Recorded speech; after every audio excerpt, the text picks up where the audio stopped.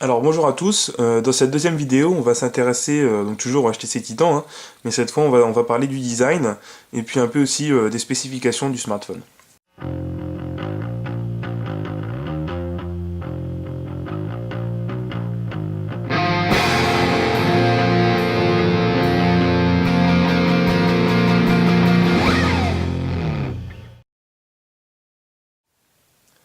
Bon alors avant de commencer voilà, le test du smartphone, je tiens à m'excuser si le son est pas terrible, mais en fait je suis totalement enrhumé. Donc voilà, ceci étant dit, on va attaquer le test, donc la partie design et spécifications. Donc le design, bah, écoutez, ça va être assez rapide puisque comme vous pouvez le voir, c'est un design extrêmement banal. Voilà, on est assez habitué chez HTC, hein, c'est-à-dire à part voilà, de temps en temps ils nous font un petit smartphone en blanc comme le radar, mais à part ça, voilà, en général on retrouve à peu près le même design. Donc là vous avez à gauche le HD7, à droite le Titan, et voilà, vous avez du mal à distinguer les deux de loin, hein, clairement, voilà, on retrouve exactement pareil. Une vitre qui recouvre à peu près toute la face avant, logo HTC en haut, les boutons tactiles Windows en bas. Voilà, coque arrière en plastique peut-être un peu plus mou sur le HD7 que sur le Titan. Donc voilà, clairement c'est du plastique. Voilà, on retrouve même jusqu'à ici c'est un peu cette partie caractéristique du design. On voit ici une coupure à ce niveau-là, on la retrouve ici. Donc voilà, c'est vraiment très du archi classique chez HTC, hein. On est vraiment très loin du Lumia 800 par exemple de Nokia. Mais bon, ça reste un design tout à fait correct, hein. C'est du style corporate, hein. Voilà, ça fait un peu smartphone professionnel. Donc voilà, ça reste tout à fait correct, mais voilà, c'est extrêmement banal. Bon, donc voilà pour le design. On va s'intéresser un peu maintenant voilà, au form factor, voir un peu où sont placés les différents boutons, les différents éléments. Donc bah, je l'ai dit, les trois boutons en face avant, donc les trois boutons tactiles classiques, hein, précédent, Windows et recherche. Voilà, gros bémol en ce qui concerne pour la position du bouton recherche. C'est-à-dire que voilà, vous le savez sans doute, hein, le Titan a un écran qui est vraiment immense, il fait 4 pouces 7. Et donc du coup, quand vous le tenez à une main, vous avez beaucoup de mal à atteindre le bouton précédent en bas. Voilà. Vous voyez, je suis au maximum, j'arrive pas à l'atteindre. Donc vous êtes obligé de tenir le smartphone comme ça. Et même en faisant ça, vous voyez, mon pouce arrive à peine au bouton précédent. Pourtant, je suis pas particulièrement petit, hein, j'ai pas des petites mains. Donc voilà, j'imagine que quelqu'un qui a des petites mains va beaucoup ramer pour atteindre le bouton précédent. Ça fait à peu près 2 semaines que j'utilise le smartphone et voilà, c'est un problème que j'ai assez récurrent. C'est-à-dire que souvent vous essayez d'appuyer sur le bouton précédent et en fait ça marche pas. La palme de votre pouce appuie juste à côté et donc du coup vous vous énervez un peu sur le bouton précédent. Bon, voilà, c'est pas terrible mais c'est un petit bémol qui à mon avis inhérent à la taille de toute façon, hein, on peut pas vraiment faire autrement. C'est un peu l'inconvénient quand vous avez un écran énorme. Justement l'écran, bah, venons-y. Donc c'est un écran 4,7 pouces, hein, comme je l'ai dit, et un écran Super LCD. Donc par rapport au HD7, c'est le jour et la nuit, hein. L'écran est absolument magnifique comparé à celui du HD7. Voilà, je vais pas parler de la qualité plus en détail dans cette vidéo, on va y revenir dans une prochaine vidéo qui sera consacrée vraiment à l'écran. Donc on va tester le tactile, la profondeur des noirs, voilà, les dégradés des couleurs, etc. Voilà, je vous dis tout de suite, l'écran est vraiment très bon. Bon, voilà, 4,7 pouces c'est énorme, hein. Je vous rappelle, celui du HD7 fait seulement 4,3 pouces, et pourtant déjà à l'époque le HD7 voilà, il paraissait comme un smartphone très grand. Donc vous voyez au final on arrive à une taille qui n'est pas énormément plus grande.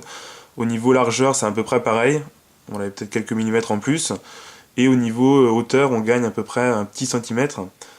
Donc au niveau épaisseur cette fois c'est à peu près pareil aussi. On voit la caméra arrière qui dépasse légèrement sur les deux modèles, hein. Donc voilà, finalement, le HD7 est pas beaucoup plus grand que le Titan est pas beaucoup plus grand que le HD7. Et voilà, à ma surprise, ça rentre finalement pas trop mal dans une poche de jean. Bon, comme je vous l'ai dit, hein, ça fait 2 semaines que je l'utilise au quotidien et j'ai pas été embêté par sa grande taille.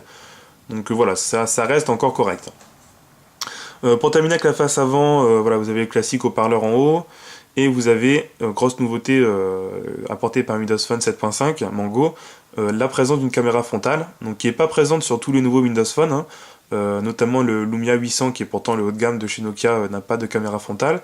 Donc c'est toujours appréciable de voir qu'il y en a une sur le Titan, tout en sachant que pour ma part, je m'en suis jamais servi voilà, depuis 2 semaines que j'ai le smartphone, et je pense que je m'en servirai jamais. Donc on va faire, je vais vous montrer la caméra frontale très rapidement. Donc voilà, pour accéder à l'application caméra. Comment j'ai fait? J'ai appuyé sur le bouton caméra dédié, voilà, qui est présent sur tous les Windows Phone. Donc on reste appuyé 3 secondes, voilà, et la caméra s'active. Donc là vous avez la caméra arrière, donc je vais y revenir tout de suite après. Et pour le switcher sur la caméra frontale, vous appuyez juste ici. Voilà, et vous avez la caméra frontale. Bon, caméra frontale qui, je vous dis tout de suite, est de qualité vraiment pas terrible. Voilà, c'est une caméra frontale, donc c'est qualité webcam, quoi. Donc c'est suffisant pour faire de la visioconférence, mais ça n'a aucune autre utilité, hein. Bon, à la limite, si vous voulez vous recoiffer, ça peut vous servir de miroir. Mais voilà, à part ça, ça n'a pas vraiment d'utilité.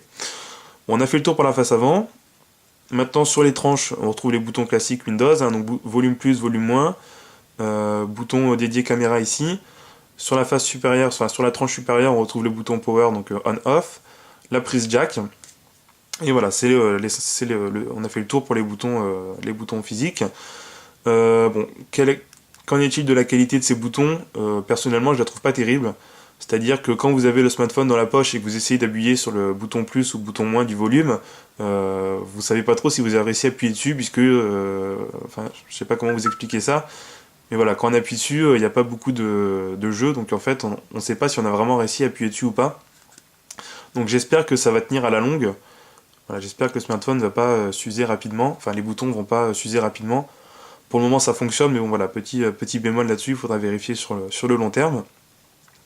Et petite précision aussi, voilà, vraiment, c'est vraiment du détail, hein. Mais la prise jack, quand on met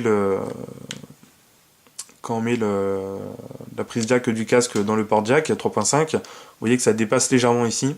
On voit encore la prise jack ici. Voilà, c'est vraiment du détail, hein, c'est purement esthétique, ça gêne en rien l'utilisation du smartphone, mais bon, voilà, en général on voit pas ça sur les autres smartphones.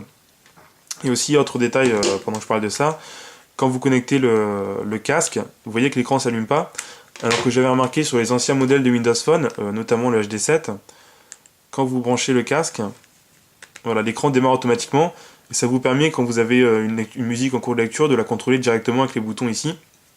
Moi je trouvais cette fonction assez sympa, qu'on retrouvait notamment sur que je dise pas de bêtises, qu'on retrouvait aussi sur l'Omnia 7. Par contre sur le Lumia 800 on la retrouve pas, et sur le Titan non plus on la retrouve pas, hein. Quand on branche, l'écran s'allume pas, donc vous êtes obligé de l'allumer à la main ici. J'en profite également pour vous parler de la qualité des écouteurs. Je vous avais dit que je vous en parlerai dans la vidéo de déballage. Donc voilà, ils sont pas terribles, hein, clairement. Voilà. On me l'avait dit dans les commentaires du site, j'ai pu vérifier. C'est des écouteurs de qualité assez médiocre. C'est suffisant pour écouter des podcasts et un peu de musique de base. Mais si vous êtes un mélomane, clairement, il vous faudra acheter une autre paire. Par contre, point assez positif, quand vous appuyez 2 fois sur le petit bouton ici téléphone, ça vous avance dans la musique en cours de lecture. Enfin, ça vous permet de passer à la musique suivante ou d'avancer dans votre podcast.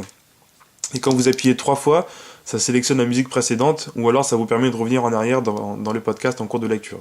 Voilà, donc ça plutôt pas mal, vous avez un contrôle, vous n'avez pas besoin de sortir le smartphone, vous pouvez à partir de la télécommande contrôler le volume et les musiques en cours de lecture. Donc ça c'est plutôt pas mal. Donc continuons avec le smartphone en lui-même. Sur la façade arrière cette fois vous avez la caméra 8 mégapixels, donc qui est vraiment excellente. Là franchement là-dessus c'est clairement la meilleure caméra du moment, enfin le meilleur appareil photo du moment sur Windows Phone. Donc voilà, un 8 mégapixels, vous avez une focale 2.2, vous avez un capteur BSI, donc rétroéclairé, voilà, qui vous permet de faire des photos vraiment de qualité, même quand la luminosité n'est pas élevée.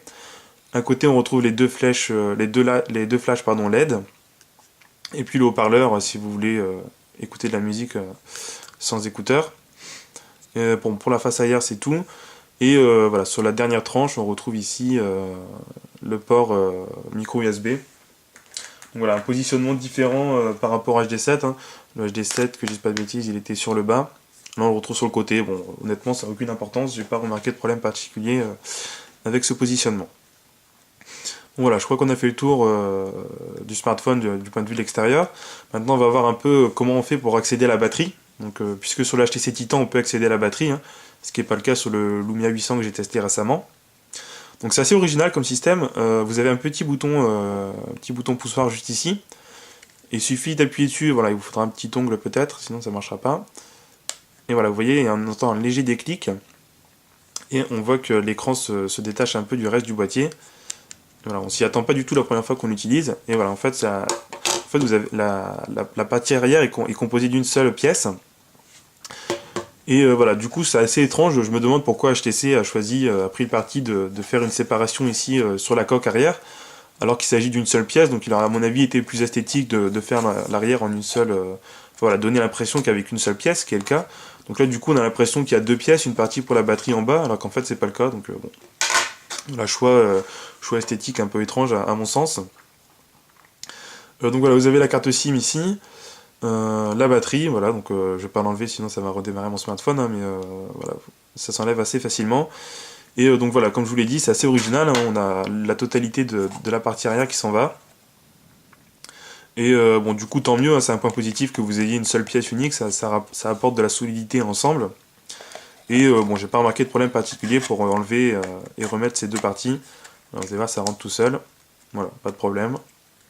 Et ça rentre plutôt bien. Bon, l'écran dépasse légèrement du boîtier, c'est fait exprès. Et quand vous appuyez sur l'écran, vous voyez que ça rentre un peu. Donc voilà, vous avez un petit jeu à ce niveau-là. Bon voilà, après c'est pas très gênant, hein, ça se voit pas en pratique, vous appuyez pas sur les bords de l'écran, donc c'est pas gênant. Mais voilà, vous avez quand même une qualité, une solidité qui est légèrement inférieure à celle du Lumia 800. Mais d'un autre côté, la contrepartie sur le Lumia 800, c'est que vous ne pouvez pas accéder à la batterie, donc impossibilité de changer la batterie si jamais celle-ci venait à baisser en autonomie, ce qui arrive en général au bout d'un an ou deux d'utilisation. Voilà, donc on a fait le tour du design, donc maintenant on va très rapidement passer sur les spécifications, puisque vous pouvez retrouver la liste détaillée sur le site, hein, je vous rappelle. Donc l'écran, je l'ai déjà dit, 4,7 pouces Super LCD. La caméra frontale, donc c'est une caméra haute définition, donc il me semble qu'elle doit avoir une résolution légèrement supérieure au 720p. Voilà, ça n'empêche pas que la qualité est vraiment médiocre, hein, qualité webcam, j'ai déjà dit. Caméra arrière, donc APN, j'ai déjà dit, 8 mégapixels, double flash LED, focale 2.2, enfin ouverture 2.2 plutôt et rétroéclairée, donc voilà, vraiment très bonne webcam. Au niveau de la batterie, bon, je me souviens plus de la capacité exacte, donc vous la retrouverez sur le site. Mais je peux vous dire que vous avez une bonne autonomie. Voilà, je tiens un jour sans problème en utilisation intensive. Donc utilisation intensive, c'est-à-dire voilà, j'utilise l'application du site régulièrement, je surfe de temps en temps, je consulte Twitter assez régulièrement. J'ai 3 comptes mail voilà, qui sont checkés tous les 15 minutes pour vérifier s'il n'y a pas de nouveaux mails. Et j'utilise aussi de temps en temps un peu la connexion partage internet du smartphone. Voilà, donc vraiment une utilisation plutôt intensive, et j'arrive quand même à tenir un jour d'autonomie, donc c'est plutôt pas mal. Au niveau du processeur, c'est du classique, hein, c'est du Qualcomm Snapdragon MSM 8255, donc voilà, un processeur monocore cadencé à 1,4 GHz, non 1,5 GHz, pardon, je dis des bêtises, donc c'est le même processeur qu'on retrouve sur tous les Windows Phone 7.5, tout simplement puisque c'est le seul supporté actuellement par Windows Phone.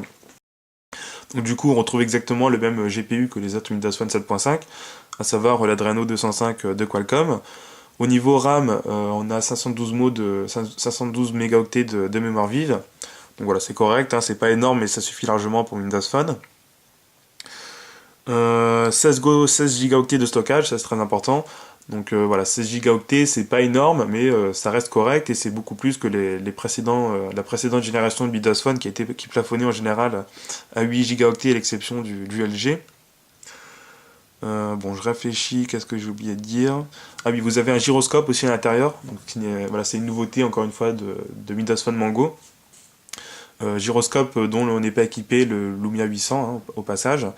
Voilà, donc on voit au final qu'on a un smartphone qui est une gamme au-dessus du Lumia 800, puisque par rapport au Lumia 800, on a une caméra frontale et un gyroscope. Et en plus, on a un écran beaucoup plus grand, hein, donc 3,7 pouces sur le Lumia 800, 4,7 pouces sur le Titan. Et puis voilà, je pense qu'on a fait le tour des points positifs du Titan. Voilà, donc on a fait le tour du design et puis des spécifications. Donc encore une fois, hein, si vous voulez la liste détaillée des spécifications, je vous renvoie sur le site internet. Et dans la vidéo suivante, on va s'intéresser à l'écran du Titan, donc voir un peu ce qu'il vaut.